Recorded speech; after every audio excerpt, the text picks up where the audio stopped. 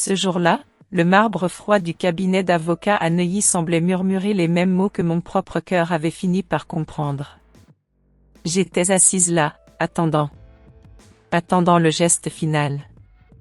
Le geste qu'il avait orchestré, patiemment. Sa main, si assurée, tenant ce stylo St. Dupont, si élégant. Il ne savait pas. Il n'avait jamais su. Il voyait une femme brisée, une épouse commode à écarter. Il ne voyait pas celle qui observait. Qui attendait son heure, non par faiblesse, mais par nécessité. L'empire qu'il avait bâti sur des calculs froids, sur des apparences, il ne comprenait pas qu'il avait sous-estimé le silence. Le silence qui précède parfois la vérité. La vérité qui ne se révèle qu'une fois que tout est tombé. Avant de continuer, si vous le souhaitez, abonnez-vous à la chaîne et dites-moi doucement dans les commentaires d'où vous écoutez cette histoire, cela me ferait très plaisir. Ce jour-là, à Paris. Dans ce cabinet d'avocat, quelque part à Neuilly-sur-Seine. L'air semblait plus dense, chargé d'une sorte de froideur minérale qui n'avait rien à voir avec la température extérieure. Les murs lambrissés de bois sombre, les fauteuils en cuir immaculé, le silence presque assourdissant, tout ici criait le pouvoir, le contrôle. Et l'issue inévitable. J'étais assise, ma main posée sur la table en acajou, une main qui tremblait un peu, je crois. J'essayais de la contrôler. Juste un peu. Devant moi, ces documents. Ces papiers qui scellaient la fin. La fin de quelque chose qui avait, un jour, ressemblé à un début. Alexandre Moreau était assis en face. Son allure était toujours la même. Impeccable. Un costume gris anthracite, taillé sur mesure, qui épousait parfaitement sa silhouette. Il dégageait cette assurance tranquille, celle des hommes qui savent qu'ils ont le monde à leurs pieds. Ou du moins, qu'ils ont toujours eu ce qu'ils voulaient. Il tenait un stylo. Un St. Dupont, je crois. Il ne l'avait pas encore utilisé. Il attendait. Toujours. Comme s'il savourait l'instant, ce moment où je devais faire le geste. Le geste qui dirait oui à la séparation. Oui à son monde, sans moi. Maître Dubois, son avocat, un homme au visage impassible, me regardait par-dessus ses lunettes. Il attendait aussi. Silencieusement. Comme si ma signature était la dernière pièce d'un puzzle qu'ils avaient patiemment assemblé. Je me souviens de ce stylo. Il brillait sous la lumière tamisée de la pièce. Si élégant. Si définitif. Il représentait tout ce qu'Alexandre avait construit. Sa réussite. Son empire. Et son absence. L'absence de tout ce qui avait compté pour moi. Mon regard a glissé de ce stylo vers le visage d'Alexandre. Son expression était neutre. Presque polie. Aucune trace de regret, aucune trace de ce qu'il avait pu y avoir entre nous autrefois. Juste cette assurance froide, cette certitude qu'il avait gagné. Toujours. Et moi, Élise Dubois, je devais maintenant signer pour confirmer sa victoire. Pour confirmer ma défaite. À cet instant précis, une image m'est revenue. Sans crier gare. C'était la nuit de notre mariage. Nous étions à l'hôtel Plaza Athénée.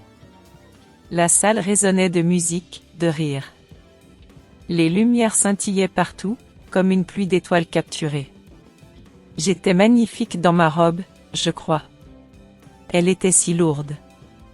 Une traîne interminable, une dentelle délicate qui semblait tissée de fils de lune. Alexandre m'avait regardé ce soir-là. D'une certaine façon. D'une façon qui me disait que nous étions le couple parfait. Celui que tout le monde enviait. Les photos devaient être magnifiques. Une façade parfaite. J'ai souri, un sourire amer. Cette façade, elle avait fini par craquer. Et ce jour-là, dans ce cabinet d'avocat, sous le regard de mon ex-mari et de son stylo St. Dupont, je savais que les larmes dont on parlait dans le titre de cette histoire allaient enfin couler. Pas ici, Pas maintenant. Mais elles viendraient. Elles sont venues. Ce soir-là, à l'hôtel Plaza Athénée, c'était le rêve. Ou du moins, l'image d'un rêve que nous avions construit. Les murs de la grande salle brillaient de mille feux, ornés de dorures et de cristaux qui reflétaient les lumières des lustres. Un orchestre jouait une musique douce, presque irréelle. On disait que c'était le mariage de l'année à Paris. Le mariage d'Alexandre Moreau, l'homme d'affaires dont le nom apparaissait sur toutes les listes des personnalités influentes, et de moi, Élise Dubois. Une jeune femme qui, à l'époque, croyait encore aux contes de fées. Ma robe, je m'en souviens. Elle était d'une dentelle si fine, si délicate, comme une toile d'araignée tissée par des fées. Elle pesait lourd, c'est vrai. Chaque pas était calculé. Chaque mouvement, une chorégraphie apprise. Alexandre, il était magnifique. Son costume sombre, sa cravate discrète, son sourire parfait pour les photographes. Il était entouré. Toujours entouré. Des hommes d'affaires importants, des personnalités du monde des arts, des visages que l'on voyait dans les magazines. Il leur serrait la main, échangeait des plaisanteries, son regard pétillant de cette assurance qui m'avait tant attiré au début.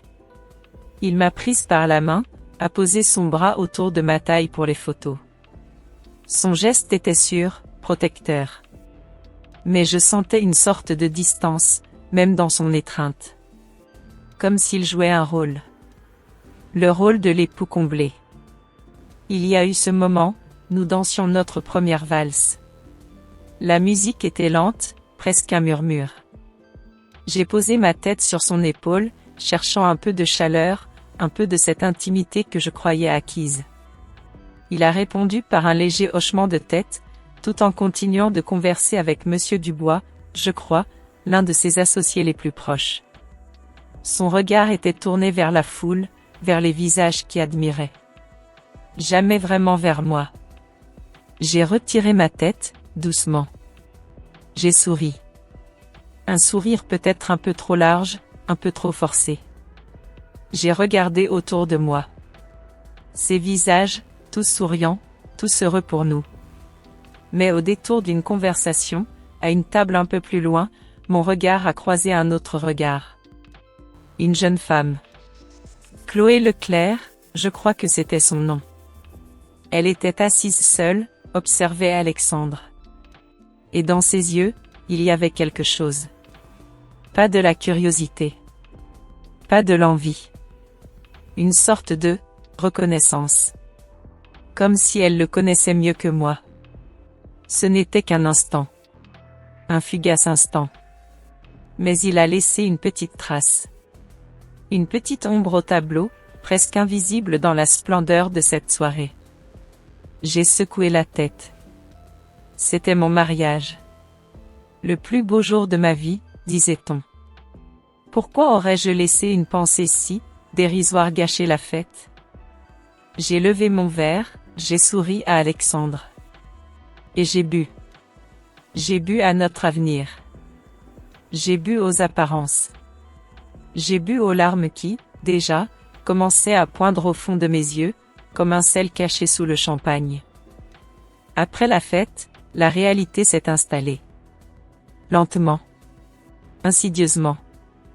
La grande maison à Neuilly-sur-Seine, avec ses murs chargés d'histoire et ses jardins impeccables, est devenue une cage dorée. Alexandre était souvent absent. Ou présent, mais ailleurs. Son regard ne croisait plus le mien avec la même intensité qu'avant. Il était plutôt tourné vers son téléphone, vers des réunions qui semblaient urgentes, des voyages d'affaires qui s'éternisaient. Les millions d'euros dont on parlait dans les cercles financiers semblaient exiger une présence constante, une vigilance de tous les instants. Moi, j'étais là. Attendant.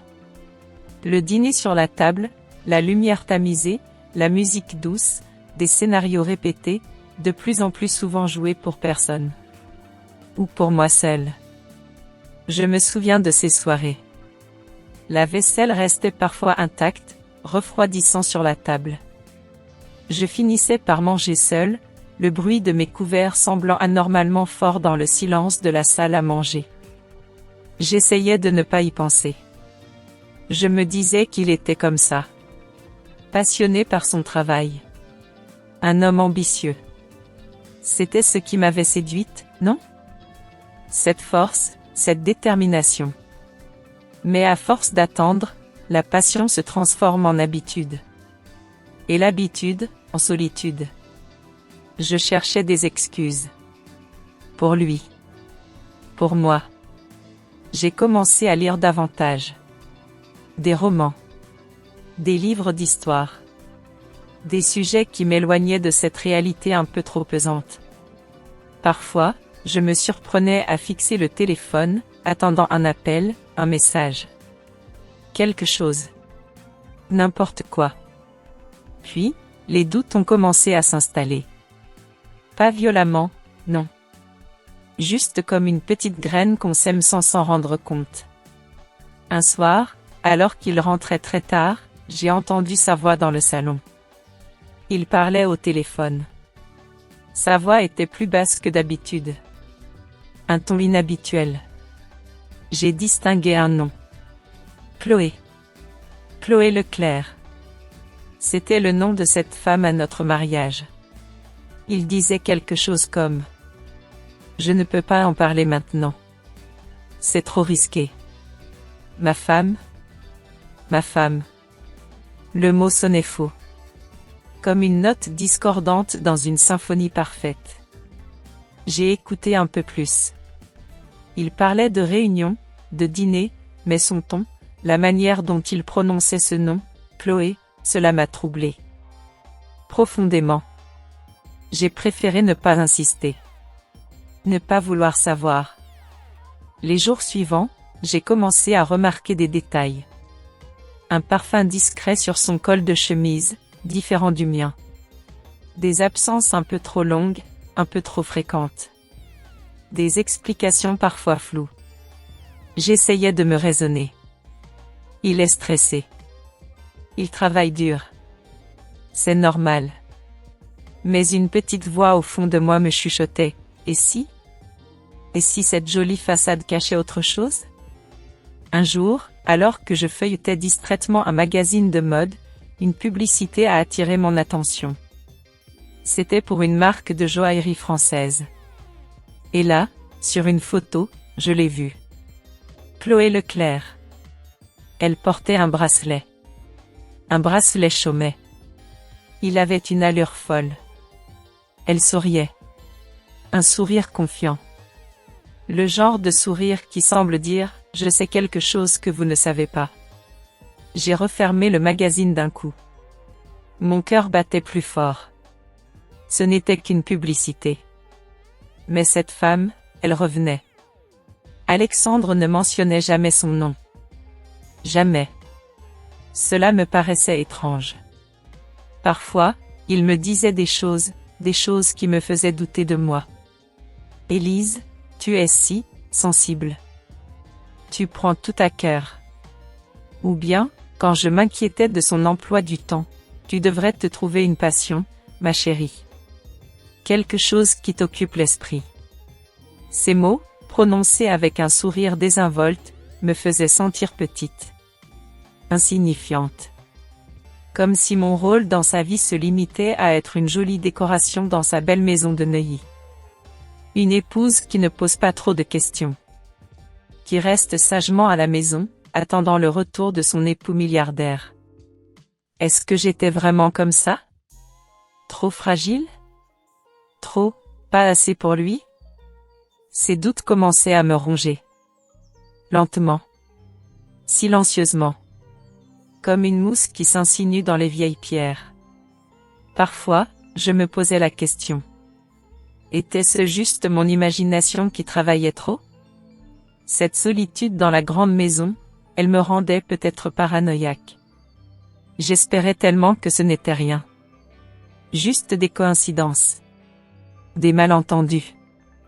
Mais au fond de moi, une petite musique triste commençait à jouer. Une musique qui parlait de doute. Et qui ne semblait pas vouloir s'arrêter. Cette absence de transparence, cette impression de vivre dans une bulle dorée mais fragile, cela commençait à peser lourd. Trop lourd. C'était comme si, malgré toutes les apparences, un mur invisible se dressait entre Alexandre et moi. Et je ne savais pas comment le franchir. Ni même si je le voulais encore. Vous savez, parfois, la solitude la plus profonde, ce n'est pas d'être seul. C'est d'être avec quelqu'un, et de se sentir complètement invisible. Une présence sans substance. Une ombre dans son propre foyer. Je commençais à ressentir cela. Et cela, c'était bien plus douloureux que n'importe quelle absence. Ce mur invisible, il n'était plus invisible. Il s'est effondré. D'un coup. Sans prévenir. Ce soir-là, dans notre grande maison de Neuilly. Je cherchais quelque chose. Un document, je ne sais même plus lequel. J'ai ouvert un tiroir de son bureau. Un tiroir qu'il gardait toujours fermé à clé. Mais cette fois, il était entrouvert. Et là, parmi ses affaires, j'ai trouvé une enveloppe. Une enveloppe simple, sans nom. À l'intérieur, des papiers. Des documents médicaux. Mon nom. Mon identité.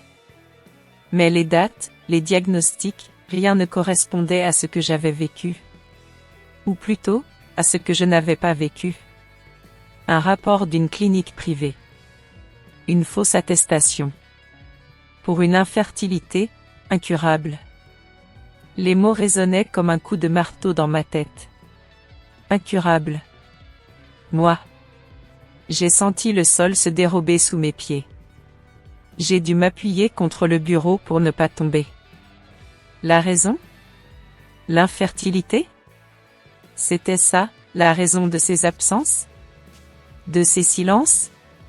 De ce regard froid qu'il avait parfois? J'ai cherché d'autres indices. J'ai fouillé son ordinateur. Ses emails. J'ai trouvé des échanges. Avec Chloé. Les rendez-vous. Les projets. Et puis, le plus terrible. Un échange avec un certain maître Leclerc. Pas celui de notre mariage. Un autre. Un avocat spécialisé dans le droit des affaires. Il parlait de l'introduction en bourse imminente de Moreau Technologies.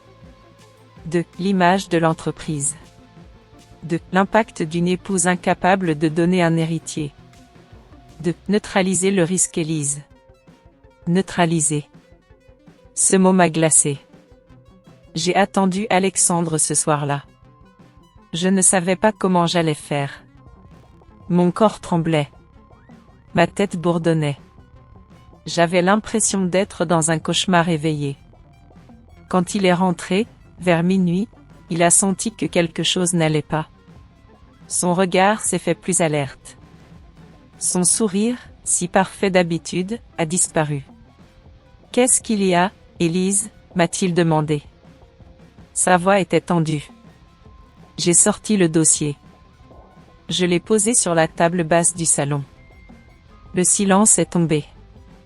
Un silence lourd, oppressant. Il a regardé le dossier. Puis moi. Son visage s'est fermé. Il a tenté de nier. D'abord. Ce ne sont que des vieux documents. Des erreurs. Puis, voyant mon regard qui devait refléter toute l'horreur de ce que je découvrais, il a changé de stratégie. Il a haussé le ton. Tu fouilles dans mes affaires, Élise? Tu espionnes ton mari? Et puis, il a dit cette phrase. La phrase qui a achevé de briser ce qu'il restait de moi. Tu ne peux pas avoir d'enfant, Élise.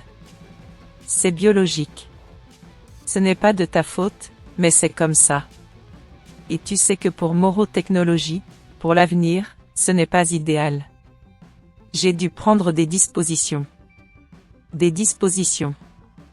Il appelait ça des dispositions. Il parlait de moi comme d'un problème à régler. Un obstacle sur le chemin de son empire. Mon incapacité supposée à donner naissance, il l'avait transformée en un outil. Un prétexte. Pour me remplacer. Pour se construire une nouvelle image.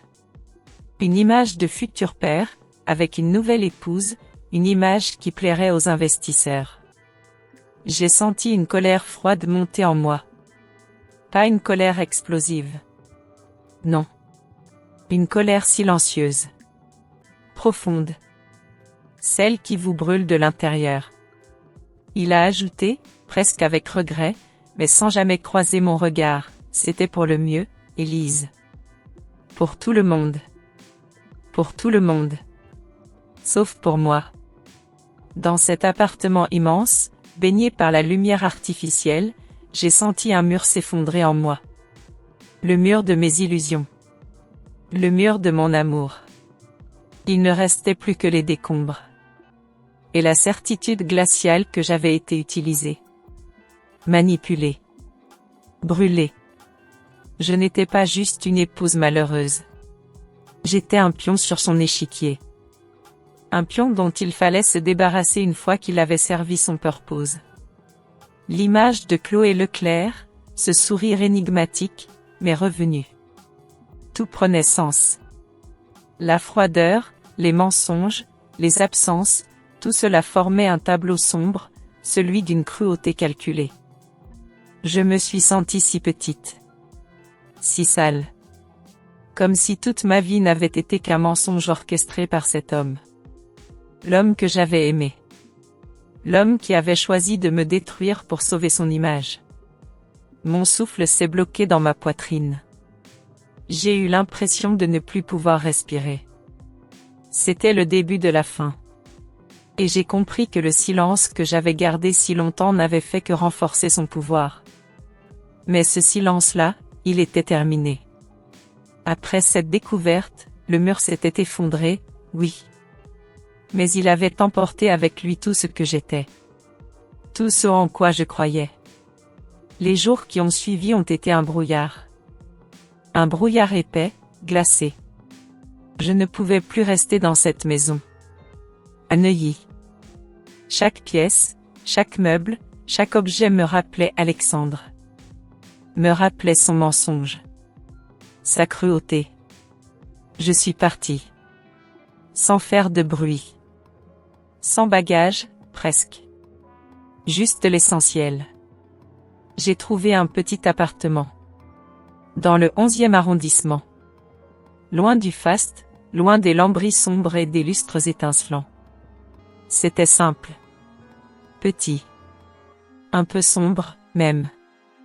Mais c'était à moi. Un refuge. Ou du moins, je l'espérais. Le silence y était différent. Il n'était pas chargé de pouvoir ou de mensonges. Juste, vide. Les finances, c'était une autre histoire. Alexandre avait été généreux dans notre accord de divorce.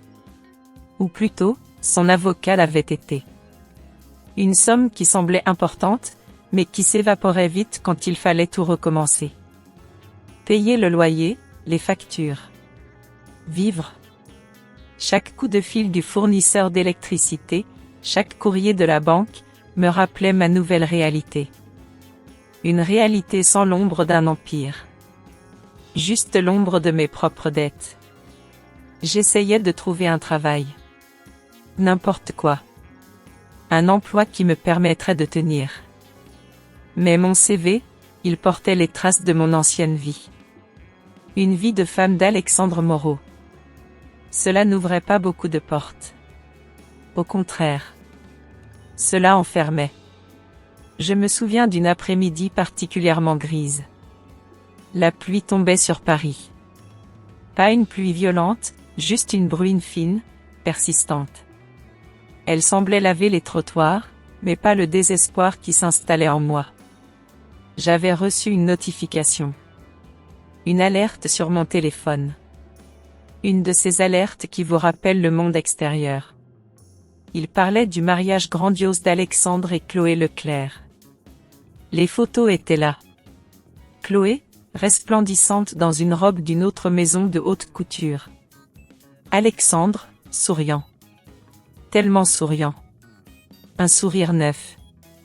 radieux. Comme s'il venait de gagner le plus grand des paris. Je n'ai pas ressenti de colère. Juste, une lassitude infinie. Une fatigue qui venait des os. J'ai laissé tomber mon téléphone. Il a glissé sur le sol de mon petit salon. Et là, je me suis senti vaciller. Le monde a tourné. Les lumières du plafonnier ont vacillé. Je me suis agrippé au dossier du canapé. Les jambes n'en pouvaient plus. Et je suis tombé. Je ne sais pas combien de temps je suis resté là. Assise par terre, le visage contre le vieux tapis râpé. Le bruit de la pluie dehors. Le silence assourdissant à l'intérieur. C'est à ce moment-là que j'ai entendu frapper. Doucement. À la porte. Qui pouvait bien venir? Je n'attendais personne. J'avais coupé les ponts. Ou plutôt, les ponts s'étaient brûlés d'eux-mêmes. J'ai rampé jusqu'à la porte. Qui est là? Ma voix était rauque. Une voix que je ne reconnaissais pas. Une voix éraillée par les larmes et le désespoir. Une voix d'homme. Madame Dubois? C'est le nom qui m'a fait réagir. Dubois. Mon nom de jeune fille. Comment pouvait-il le savoir? C'est Gabrielle Dubois. Je peux entrer? Dubois. Ce nom, il résonnait étrangement. Lointainement. Comme un écho d'un passé oublié. J'ai hésité. Qui était cet homme? Pourquoi était-il là? Mais la curiosité, mêlée à une sorte de besoin désespéré de voir un autre visage que le mien dans le miroir, m'a poussé à ouvrir. Il était grand. Il portait un manteau sobre, élégant.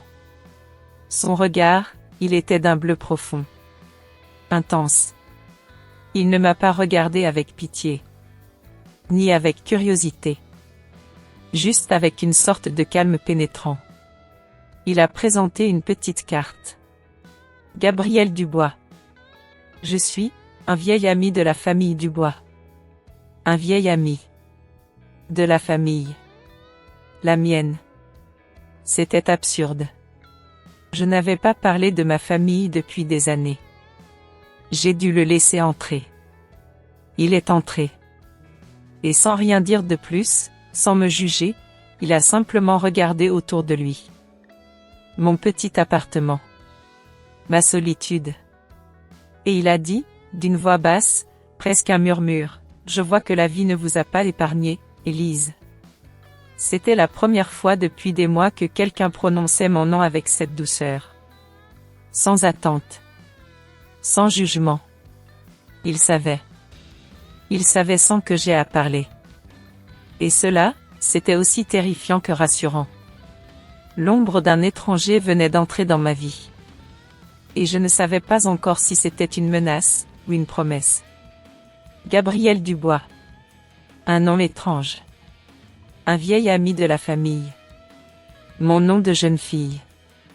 Les pièces du puzzle commençaient à s'assembler, mais l'image restait floue. Il n'est pas resté longtemps ce premier jour. Juste le temps de m'offrir un café qu'il avait apporté, un café de chez un petit artisan du quartier, il a dit. Il a posé un petit dossier sur ma table basse.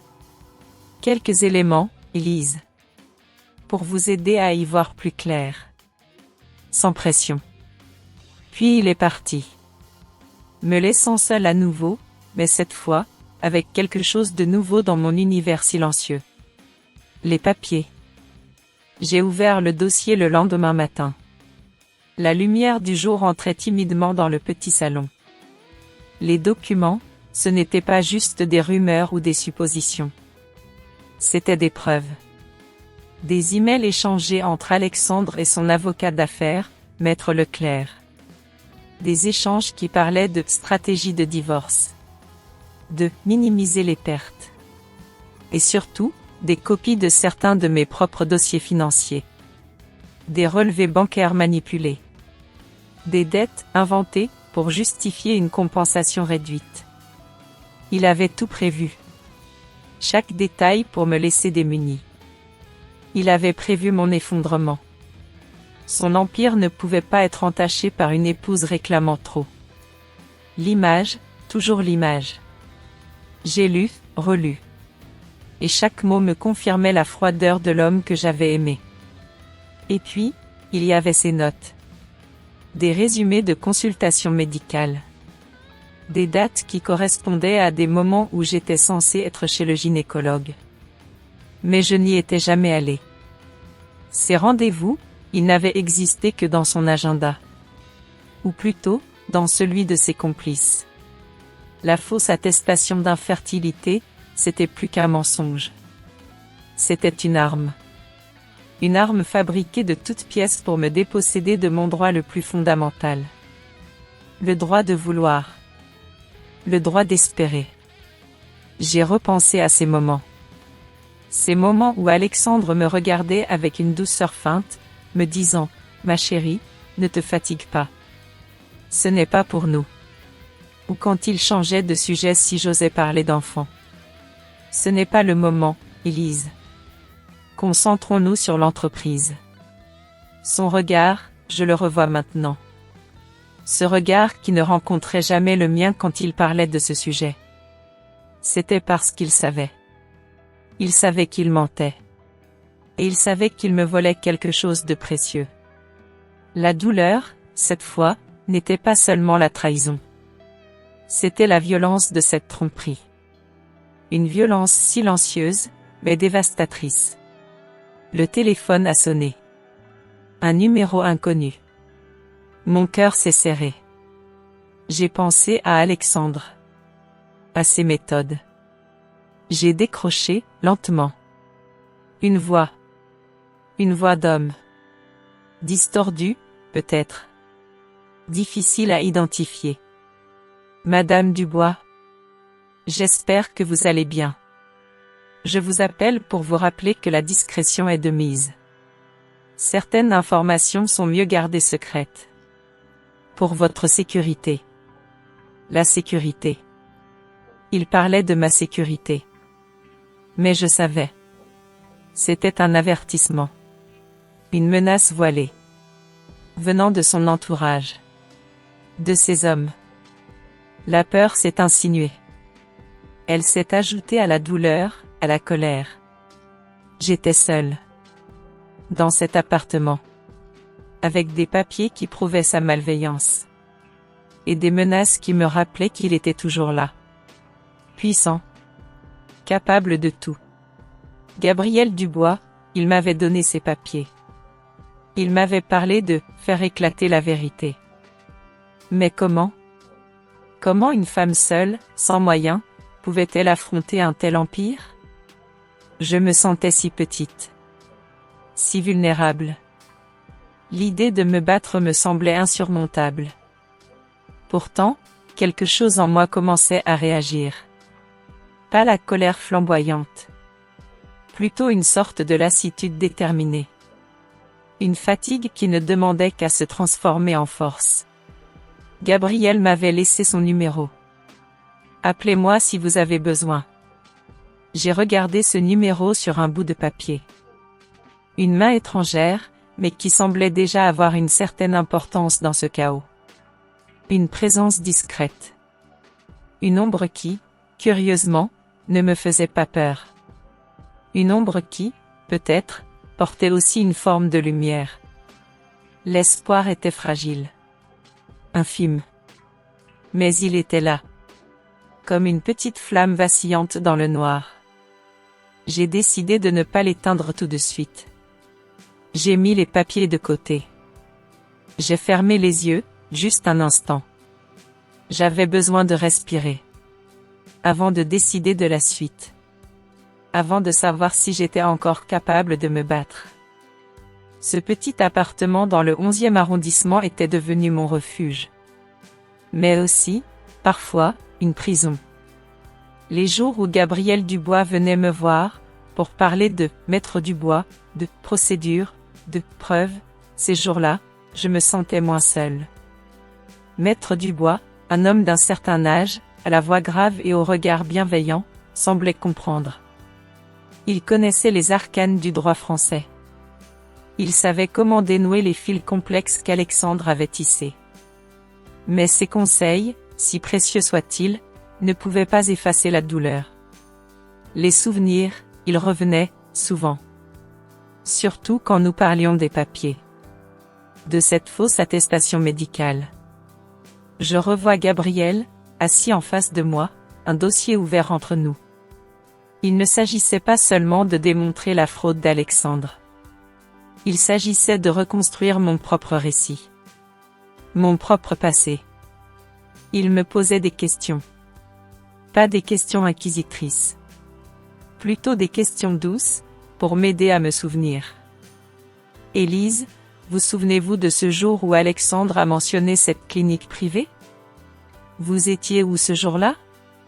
Et les souvenirs remontaient, fragments d'une vie que je croyais oublier. Ces moments où Alexandre me disait que ce n'était pas le bon moment pour parler d'enfants. Ces sourires évasifs quand je lui parlais de mes rêves, mes désirs. Mes désirs d'une famille. Une nuit, le sommeil m'a fui. Les images d'Alexandre sont revenues. Pas Alexandre le mari attentionné, mais Alexandre le manipulateur. Il était là, dans ma mémoire, dans ce rêve étrange. Il me souriait. Et il tenait dans ses mains un petit objet, je ne savais pas ce que c'était. Puis il l'a jeté. Comme on jette un jouet cassé. Le son de son rire résonnait dans le vide. Un rire froid. Cruel. Il chuchotait, « Tu ne seras jamais mère, Élise. C'est la nature. Accepte-le. » Je me suis réveillée en sursaut. La sueur perlait sur mon front. Mon cœur battait à tout rompre. Ce rêve, il semblait si réel. Si brutal.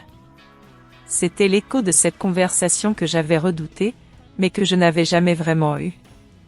La conversation où il m'avait officiellement dit que j'étais stérile. Cette phrase qu'il avait utilisée pour me détruire, pour justifier ses propres actions. Il m'avait volé ce rêve. Il avait voulu me faire croire que c'était ma faute. Ma biologie. Ma faiblesse. Malibu. Ce nom résonnait comme une promesse lointaine, presque irréelle. Ce n'était pas Paris. Ce n'était pas la froideur de Neuilly, ni le tumulte du 11e arrondissement. C'était autre chose. Une douceur de vivre, une lumière différente. Gabriel avait trouvé cette maison. Une maison simple, discrète, nichée au milieu de la verdure, avec une vue imprenable sur l'océan Pacifique. Patapac s'engrave l'œil. Juste, paisible. Les premières semaines, je me sentais comme une étrangère dans ce nouveau décor. Chaque rayon de soleil, chaque bruit de vagues me semblait étrange. Comme si mon âme avait oublié comment apprécier la beauté. Je passais mes journées à marcher sur la plage. Le sable chaud sous mes pieds. L'air salin qui semblait laver les dernières traces de tristesse. Je lisais. Je regardais les vagues s'échouer sur le rivage, encore et encore. Une sorte de rituel. Un moyen de me reconnecter à moi-même. Lentement. J'ai commencé à jardiner un peu. Des petites fleurs simples, des herbes aromatiques. Des choses qui poussent. Qui vivent. Qui renaissent. J'avais besoin de voir la vie reprendre ses droits. En moi. Autour de moi. Je ne cherchais pas à oublier le passé. C'était impossible. Mais j'essayais de le laisser derrière moi. De ne pas le laisser dicter mon présent. Mon avenir. Gabriel était là. Discrètement. Il ne me pressait jamais. Il savait que j'avais besoin de mon propre rythme. Il venait me voir. Nous parlions. De tout et de rien. Des livres que je lisais. De la météo californienne. Parfois, il me racontait des bribes de son passé. Des moments où il avait dû lui aussi reconstruire. Se relever. Il ne cherchait pas la pitié. Il partageait. C'était différent. Sa présence était une encre.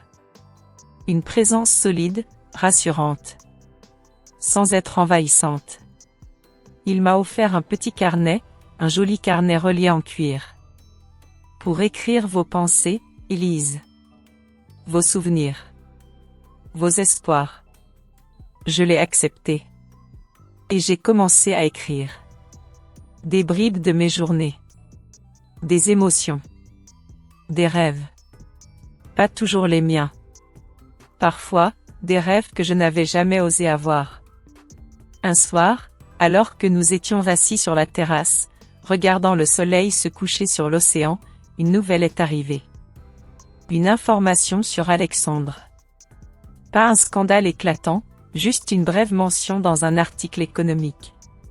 Il avait perdu sa place à la tête de Morrow Technologies. Le conseil d'administration avait décidé de tourner la page. La vérité avait fini par éclater, lentement, silencieusement. J'ai lu la nouvelle. Et j'ai senti, rien. Pas de soulagement intense. Pas de colère ravivée. Juste une sorte de constatation. C'était terminé. La pièce était jouée. La pièce d'Alexandre. La mienne était en train de commencer. Je n'ai pas ressenti le besoin de partager cette nouvelle avec Gabriel. C'était mon histoire. Mon passé. Le mien seul. Un jour, en me promenant dans un petit marché local, j'ai vu une femme avec une poussette. Un bébé. Si petit. Si fragile. Il dormait paisiblement. Et soudain, une vague m'a traversé. Pas une vague de tristesse. Plutôt une vague de nostalgie. Une envie. Une envie douce. Une envie de tenir un enfant dans mes bras. Une envie que j'avais enfouie si profondément. Une envie qu'Alexandre avait tenté de détruire. Pour la première fois depuis des mois, cette envie n'était pas accompagnée de douleur. Elle était teintée d'une douce espérance. J'ai souri. Un vrai sourire. Un sourire qui venait de l'intérieur. Gabriel m'a regardé ce jour-là. Il a vu ce sourire. Il a compris, je crois. Il n'a rien dit. Il a juste posé sa main sur la mienne. Un geste simple. Mais qui disait tout. Il comprenait. Il acceptait. Il était là. Pour partager mes joies, comme mes peines. Sans jamais chercher à combler le vide, mais à le rendre plus supportable. À le remplir, peut-être, de quelque chose de nouveau. Quelque chose de doux. Ma reconstruction n'était pas un grand édifice. C'était plutôt la réparation lente et patiente d'une porcelaine ancienne. Chaque éclat recollé avec soin. Chaque fissure comblée avec patience. J'apprenais à vivre à nouveau. Pas à revivre le passé. Mais à construire un présent, différent. Un présent où la douceur commençait à remplacer l'amertume. Où l'espoir, même timide, remplaçait le désespoir. Gabriel était devenu une présence essentielle. Pas un sauveur. Non. Quelqu'un qui marchait à mes côtés. Qui me regardait avec tendresse. Et qui attendait, patiemment, que je sois prête. Prête à aimer à nouveau. Prête à vivre à nouveau. Vraiment. Le soleil de Malibu se couchait, peignant le ciel de couleurs chaudes, orangées, rosées. L'océan, d'un bleu profond, semblait murmurer des secrets anciens. C'était un soir comme tant d'autres ici. Et pourtant, ce soir-là, quelque chose en moi était différent. Une légèreté nouvelle. Une paix qui ne ressemblait à aucune autre. Gabriel était assis à côté de moi sur la terrasse. Nos mains se touchaient, sans un mot. Un simple contact, mais qui disait tout. Il n'y avait plus d'urgence. Plus de peur. Juste la présence. La présence douce de cet homme qui avait su voir au-delà des ruines. Qui avait su me tendre la main quand je sombrais. Le lendemain, j'étais épuisée. Pas seulement physiquement. Mon âme aussi était lasse. J'ai appelé Gabriel. Je ne sais pas pourquoi. Peut-être parce qu'il était le seul à qui je pouvais parler sans me sentir jugé. Sans me sentir brisé. Nous nous sommes rencontrés dans un petit café, près du canal Saint-Martin. L'odeur du café chaud, le murmure des conversations autour de nous. Gabriel a écouté. Sans m'interrompre. Il a vu la détresse dans mes yeux. Il a vu la peur. Et il a vu autre chose aussi. Une étincelle. L'étincelle d'un désir enfoui. Le désir d'une maternité qu'Alexandre avait tenté de m'arracher. Il m'a dit, doucement, Élise, ce qu'Alexandre vous a fait subir, ce n'est pas juste. Vous avez le droit de vouloir. Le droit d'espérer. Ce n'est pas votre faute. Il a posé sa main sur la mienne. Un geste simple. Rassurant. C'était la première fois depuis des mois que je sentais une chaleur authentique. Il m'a raconté un peu de son histoire. Comment lui aussi avait connu des moments difficiles. Comment il avait appris à ne pas laisser les autres décider de son propre destin. Son histoire n'était pas la mienne, mais elle portait une résonance. Une résonance qui me donnait un peu de courage. Il m'a parlé de l'importance de rassembler toutes les preuves. Pas seulement celles de la fraude financière. Mais celles qui prouvaient qu'il avait manipulé mes dossiers médicaux. Qu'il avait planifié cela pendant des années. Il faut montrer au monde, Élise, qu'Alexandre Moreau n'est pas infaillible. Que ses mensonges ont des conséquences. L'idée de me battre, elle commençait à prendre forme. Pas par vengeance. Mais par nécessité. Par nécessité de reprendre le contrôle de ma propre vie. De mon propre corps. De mon propre avenir. Un avenir où, peut-être, oui, peut-être, il y aurait de la place pour un enfant. Le murmure de cet avenir était encore timide. Fragile. Mais il commençait à se faire entendre, par-dessus le tumulte du passé. Si vous êtes encore là, avec moi, à écouter ces mots, ces fragments de ma vie, faites-moi signe. Peut-être un petit commentaire, juste un mot, pour me dire que vous m'accompagnez dans ce chemin. Votre présence, elle est précieuse. Plus que vous ne l'imaginez. Elle me donne la force de continuer à parler. De continuer à croire. La vérité, elle finit toujours par éclater. Comme un soleil timide après des jours de pluie. Pas toujours de la manière qu'on espère. Pas toujours sans laisser de traces. Pour Alexandre, ce fut un coup dur. Pas un coup fatal, non. Jamais pour quelqu'un comme lui. Mais suffisant pour ébranler les fondations de son empire. Les journaux parisiens en ont parlé. Discrètement d'abord. Des allégations de fraude. Des manipulations présumées. Pas de nom directement mentionné, juste des allusions à un homme d'affaires influent, des dossiers médicaux falsifiés pour des raisons financières. L'Express, Challenge, leurs articles étaient précis, factuels, mais laissaient transparaître une certaine gravité.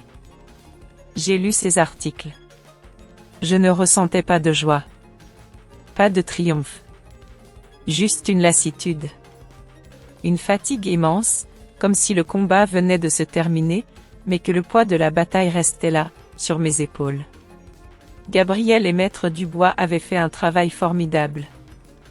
Les preuves étaient irréfutables. Les échanges, les faux documents, les dates concordantes. Tout cela avait conduit à une enquête. Une enquête discrète, menée par les autorités compétentes. Alexandre n'était plus tout puissant. Il devait désormais répondre. Répondre de ses actes. De ses mensonges. Je savais qu'il avait été contraint de quitter la direction de Moreau Technologies, au moins temporairement. Sous la pression du conseil d'administration, soucieux de l'image de l'entreprise avant le lancement en bourse. Il avait perdu le contrôle.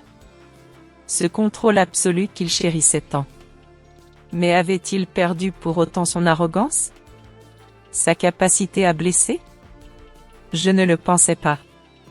Un jour, par une ironie du sort, je l'ai croisé.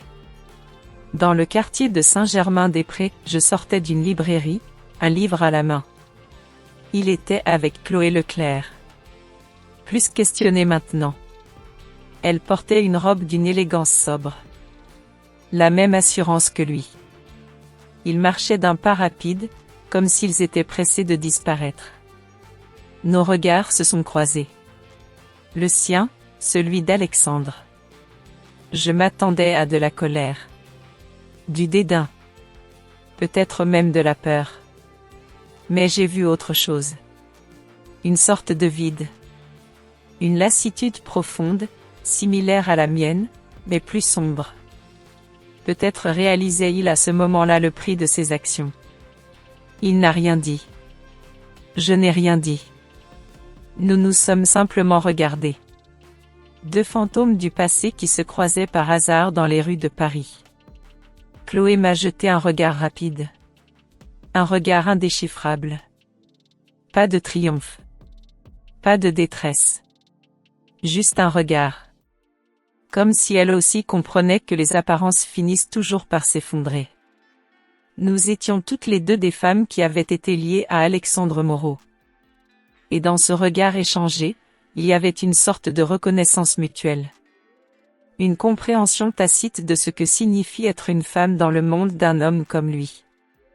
Pas de vainqueur, pas de vaincu. Juste deux survivantes.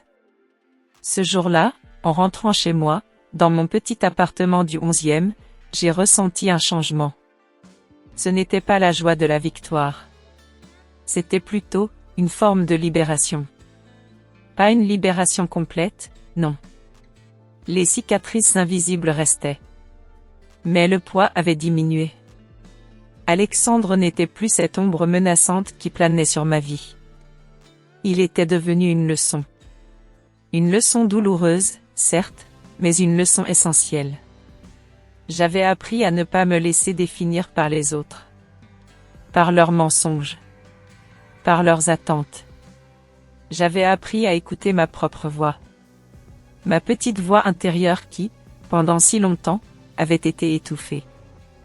La justice avait suivi son cours. Les avocats avaient fait leur travail. L'enquête avait révélé la vérité sur les manipulations financières et médicales. Alexandre Moreau était désormais confronté à des conséquences juridiques. La nouvelle de sa mise à l'écart de Moreau Technologies avait circulé. C'était une forme de justice. Pas une vengeance. Juste une conséquence logique de ses actes. Mais pour moi, Élise Dubois, la véritable victoire n'était pas dans les gros titres des journaux. Elle était dans ce sentiment nouveau qui naissait en moi. Une sorte de paix. Une paix fragile, oui.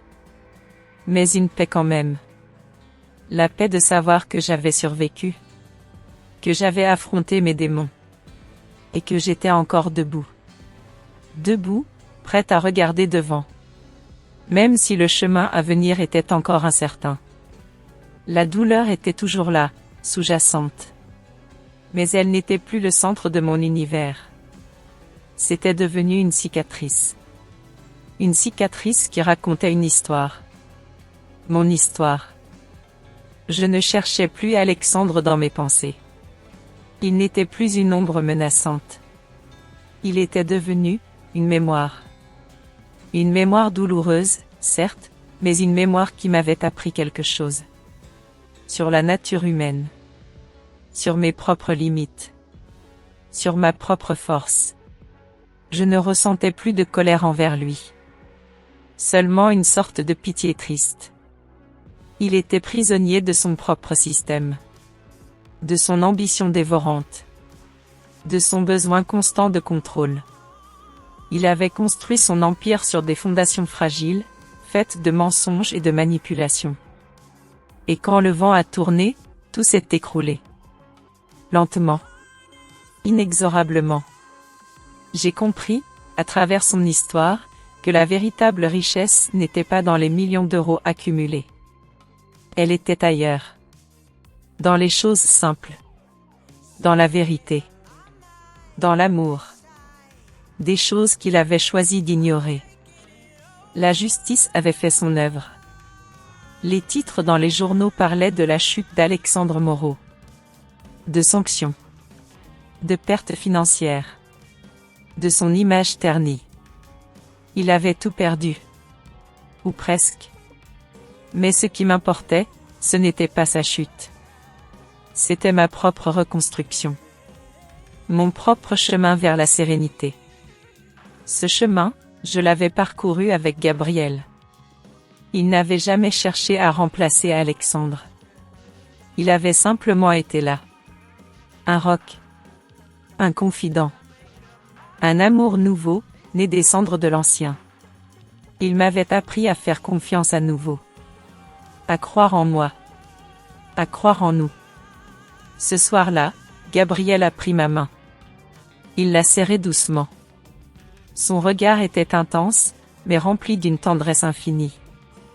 Il m'a regardé, et j'ai vu dans ses yeux toute la route parcourue. Tous les obstacles franchis. Il a sorti une petite boîte en velours. Simple. Élégante. Il ne l'a pas ouverte tout de suite. Il a juste dit, « Élise, je ne te promets pas une vie sans nuages. La vie n'est jamais simple. Mais je te promets d'être là. Toujours. Pour partager les joies comme les peines. Pour reconstruire, ensemble. Chaque jour. » Il a ouvert la boîte. Une bague. Un simple diamant, serti dans un anneau d'or fin. Pas ostentatoire. Pas clinquant. Juste, parfait. Un symbole. Le symbole d'un nouveau départ. D'une promesse sincère. D'un amour authentique. J'ai senti les larmes monter. Pas des larmes de tristesse. Pas des larmes de douleur. Des larmes de gratitude. De soulagement. D'amour. J'ai posé ma main sur la sienne. Oui, Gabriel, ai-je murmuré. Ma voix était un peu tremblante, mais ferme. Oui. Je veux ce nouveau départ. Avec toi. Pour toujours. Il m'a glissé la bague au doigt. Un geste tendre, précis. Et dans ce geste, j'ai senti toute la force de son engagement. Tout le poids de notre histoire partagée. Tout l'espoir d'un avenir qui s'ouvrait devant nous. Regardant le soleil disparaître lentement sous l'horizon, j'ai compris. La vie nous brise parfois. Elle nous pousse dans nos retranchements. Elle nous fait douter de tout. Mais ce n'est pas dans la chute que réside la véritable tragédie. C'est dans l'incapacité de se relever. Dans le refus de croire qu'après la nuit, il y a toujours le jour. Alexandre a choisi de s'enfoncer dans ses mensonges. Moi, j'ai choisi de chercher la lumière. La lumière de la vérité. La lumière de l'amour. La lumière de la reconstruction. La vie, parfois, nous donne des épreuves incroyables. Mais elle nous offre aussi, si nous savons regarder, des cadeaux inattendus. Des rencontres qui changent tout. Une force intérieure que nous ne soupçonnions pas. Et la possibilité, toujours, de réécrire notre propre histoire. Une histoire où la fin n'est pas toujours une fin, mais le début d'un nouveau chapitre. La vie nous enseigne que les cicatrices ne disparaissent jamais complètement. Mais elle nous rappelle que nous avons survécu. Que nous avons guéri. Et que nous sommes capables d'aimer à nouveau. Même après les larmes les plus amères. Cette histoire, elle est la mienne. Elle est faite de mes souvenirs, de mes émotions. Elle n'est ni une leçon de morale, ni un jugement. C'est juste un fragment de vie. Si, d'une manière ou d'une autre, elle a pu résonner en vous, vous faire réfléchir à vos propres chemins, à vos propres combats, alors j'en serai heureuse. Le voyage est parfois long, parfois douloureux. Mais il vaut la peine d'être vécu. N'est-ce pas? Voilà, l'histoire d'Élise Dubois se termine ici. Une histoire que j'ai partagée avec vous, comme on partage un secret au coin du feu. Vous avez entendu parler de ce divorce, de cette fête somptueuse, des héritiers, et de cet empire qui a failli tout engloutir. J'ai choisi de vous raconter ma façon de traverser tout cela. Sans chercher à juger, ni à faire la morale. Seuil m'a partagé ce que j'ai ressenti. Ce que j'ai appris. Sur la vie. Sur nous. Peut-être, en m'écoutant, vous êtes-vous posé des questions. Sur vos propres choix. Sur les chemins que vous avez pris. Ou ceux que vous auriez pu prendre. Ce n'est pas à moi de vous dire ce qui est juste ou faux. Chaque parcours est unique.